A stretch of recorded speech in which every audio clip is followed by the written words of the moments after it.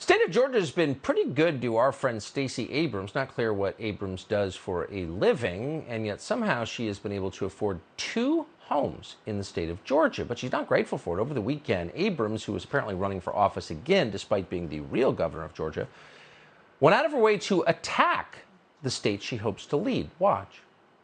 I am tired of hearing about being the best state in the country to do business when we are the worst state in the country to live. Well, there's a campaign tactic you don't see very often. I hate this place. Elect me. Robert Patillo is a radio talk show host in Atlanta.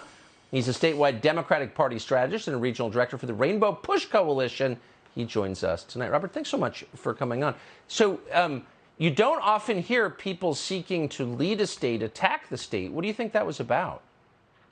Well, I think it was a gaffe. It was a faux pas. This is what happens often when you have a campaign where most of your fundraisers are coming out of California. Most of your talking points and political strategists are coming out of New York and D.C.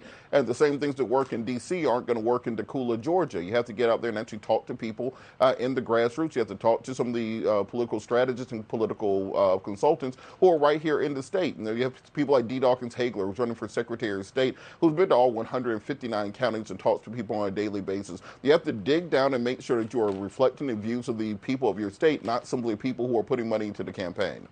Well, that seems like a theme here. So if you look at the polling on what voters care about, surprise, surprise, it's not global warming, it's not Ukraine, it's inflation, gas prices, and the economy. Those are the top 3. So if your campaign is really run out of the west side of Los Angeles, how can you be in touch with those issues, I wonder?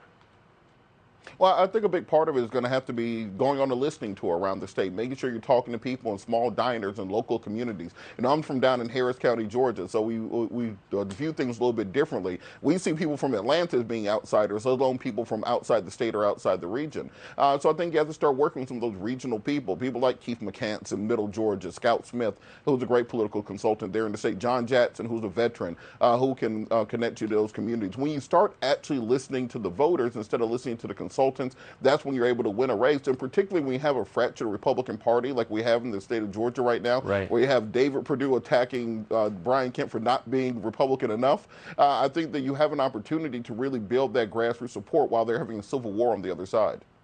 Yeah, I mean, it seems like you couldn't run a party worse than the state of Georgia has run its Republican Party. So, Robert, I appreciate your thoughts on that. Thank you very much.